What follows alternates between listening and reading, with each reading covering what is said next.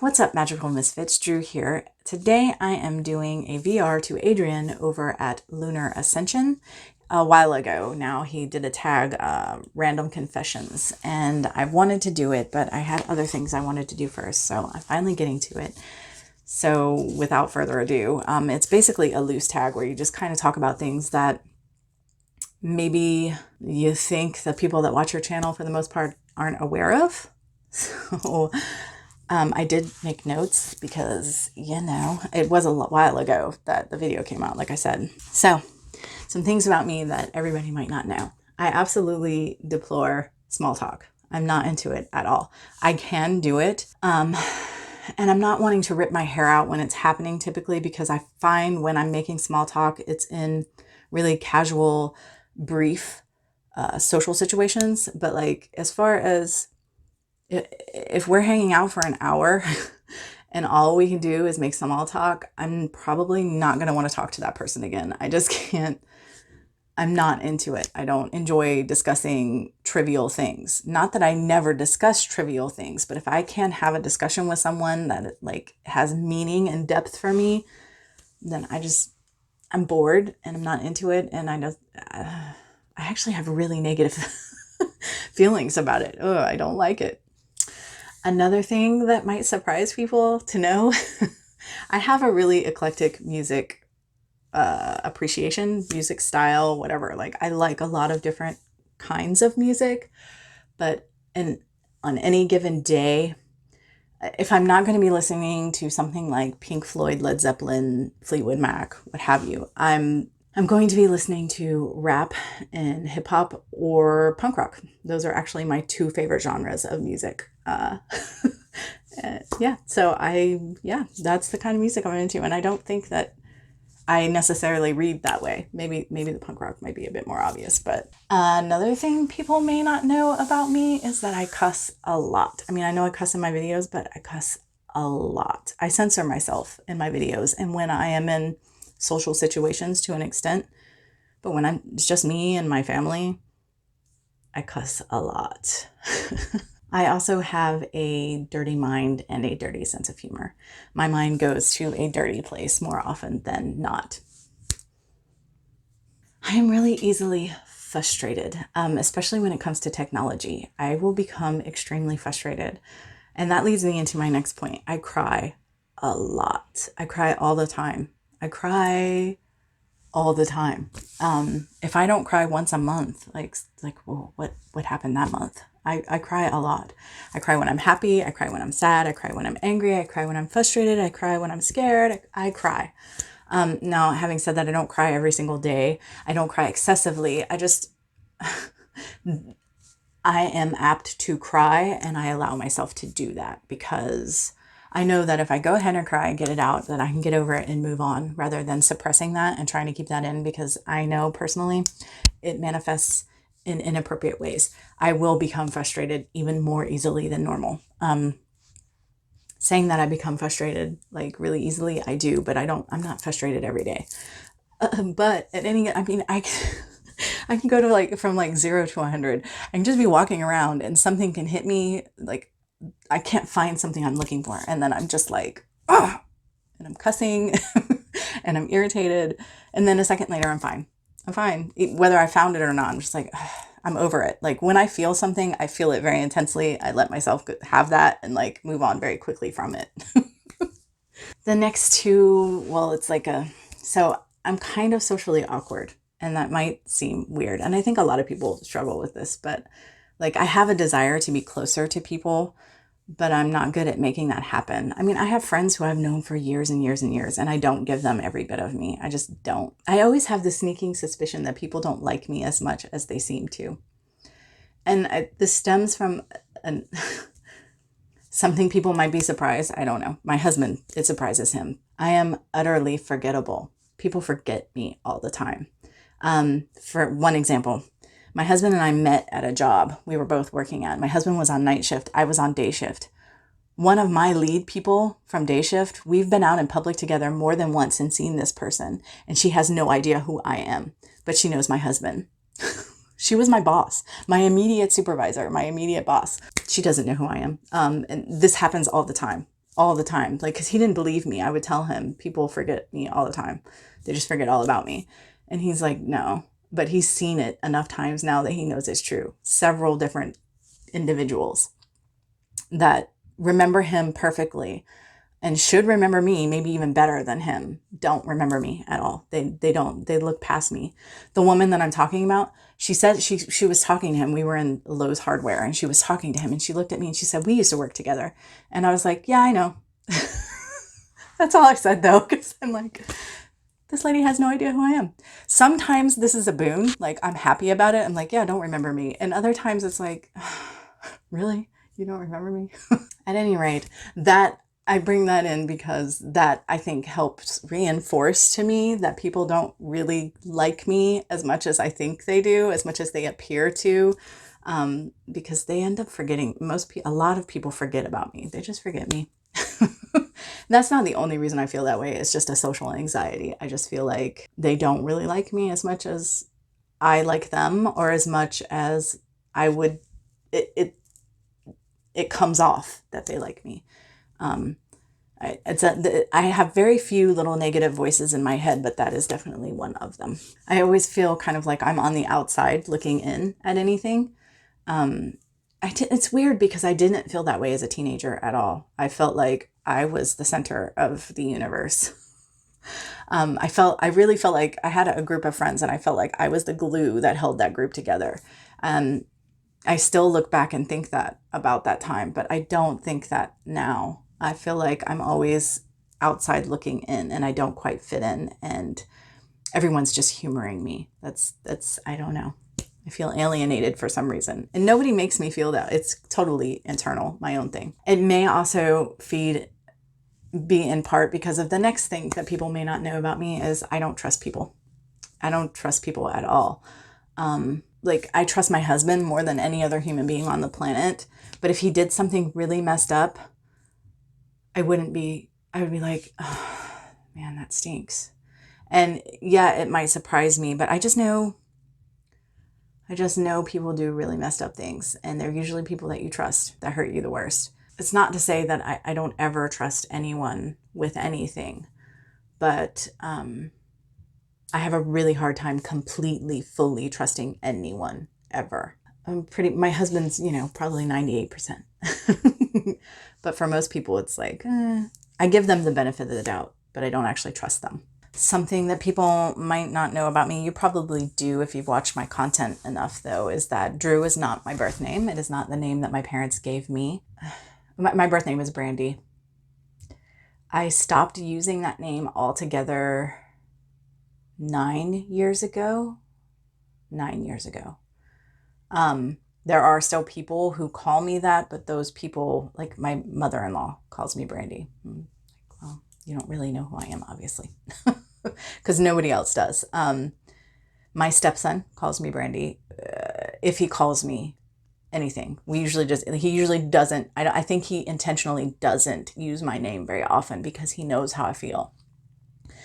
But it's weird for him to call me Drew, although my son will, but he grew up calling me mom, I guess, whereas my stepson grew up calling me Brandy. So, he'll still occasionally call me that. Doctors, people at my son's school, but my children, my husband, my friends, I introduce myself to anyone I meet as Drew. I am Drew. Like, that is who I am. That is a name I chose for myself, but it is who I am. And I am, if it were easier to legally change my name in the state I live in, I would, but it's kind of a pain in the butt. So I just haven't, why bother? But I may well one day legally change my name because that name doesn't fit. And when I say doesn't, I mean like it literally feels like it's squishing me. It's not who I am. So I don't know.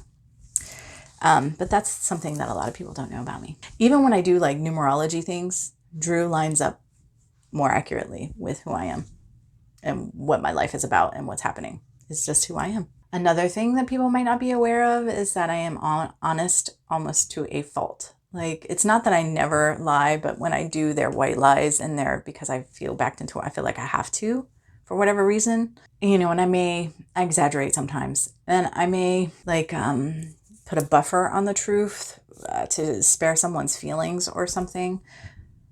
But typically, if I can't be authentic with someone about something, I'm not going to say anything at all. And I've lost friendships over my honesty, I've upset my husband. I've hurt his feelings with my honesty. And the thing is, the truth hurts sometimes, right? And I know that coming at myself even. I keep hitting my mic. I'm sorry if that's in the video, but when I am giving my honesty to someone, I do it in the most loving way I can. I try to be as gentle and soft about it as humanly possible. But I am not going to compromise my integrity to make you feel better or to, like I said, I'll just keep my mouth shut if I feel like I have to. But honesty is a huge deal. Truthfulness is a huge deal for me. And there are situations where it would behoove me, it would be better for me if I weren't as honest as I was. But it's something I have a hard time compromising on. I don't want to. In part, I grew up watching my mother lie a lot to everyone, and she would force me to lie to other people for her. And I don't know, I have a real, it's like visceral. I have a problem with being dishonest. I don't like it. Another confession would be that I am obnoxious. I really am obnoxious. I am one of those people, like, if there's like a trend happening, unless I'm really feeling it, I will avoid it on purpose because I don't want to be part of the crowd. I don't want to be part of that or whatever. And that's not that I don't want to fit in anywhere. I'm not into like fads. And I think back to like when I was younger, fashion. I would like, I had like this, it looked like an aviator jacket. And I remember when the aviator jackets were big, I wouldn't wear it. I didn't wear it. I waited till like 2 years after that fad had gone out before I wore my jacket. Like that kind of thing. And I'm not always that bad about everything, but like I do kind of like to stick my thumb and be like, I'm a witch. I like, look at it. Look at it. See my witchiness. I know you don't like it. Like, I kind of like to intentionally go against the grain. And again, I don't do this in every instance, and there are certainly places that I fit in and I enjoy fitting in and going with the flow, but in general, I can be very obnoxious, and I kind of enjoy it. It's not, I don't think it's a good character trait actually, but it's kind of funny. Another confession is that I'm selfish. I was just talking about this with a witchy friend, actually, a couple witchy friends, but in particular one. I am selfish. Like I am totally self-absorbed and self-motivated.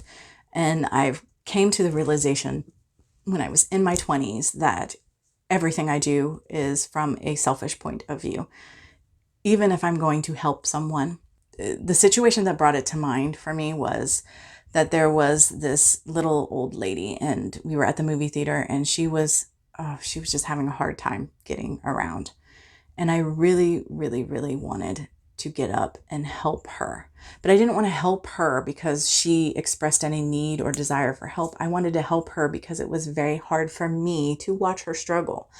I was uncomfortable. I was upset with watching this. So I wanted to do something about it. And I realized that had absolutely nothing to do with her. And it's only been reinforced for me because I have seen situations and been a part of situations where people who are elderly or people who are disabled have been very offended and not open to unsolicited help. The charities that I give to the charities I give to because I care about those things.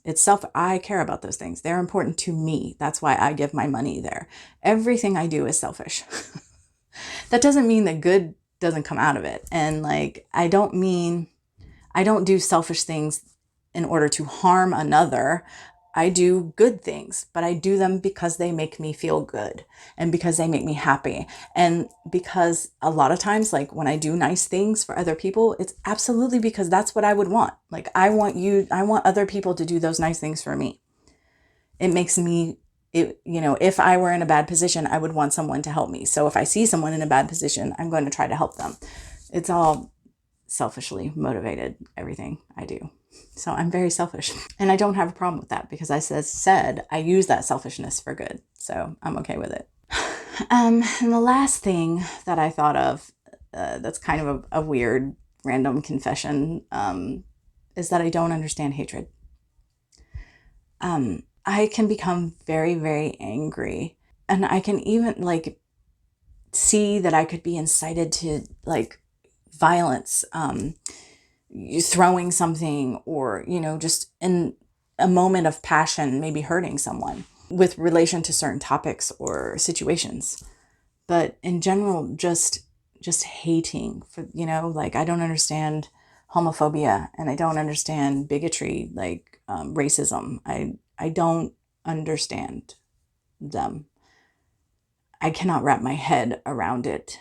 The motivation doesn't make any sense to me. I don't understand it. And like, I mean, logically I can think, they're ignorant, or, they've had a bad experience. There can be any kind of rational explanation, but like, I don't understand it. I don't get it. It doesn't resonate, whatever. That sounds stupid, but like, I just genuinely don't understand it. Like it confounds me. And I often, when I'm faced with it, sit and try to figure out, and I just can't. I can't figure it out. So as not to end this video on a sour note, I do have one more random confession, and that is that I can sing.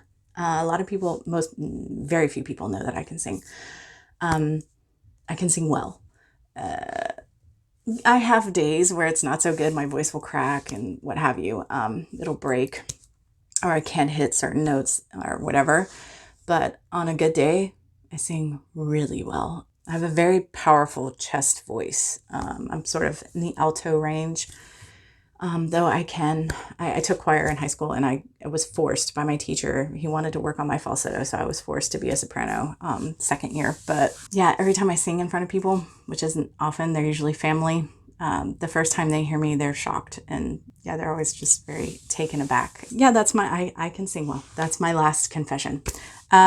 I guess maybe you had the opportunity to learn some things about me you didn't know before. Thank you, Adrian, for starting the tag. It was really fun. And I am going to stop because I don't even know how long this is.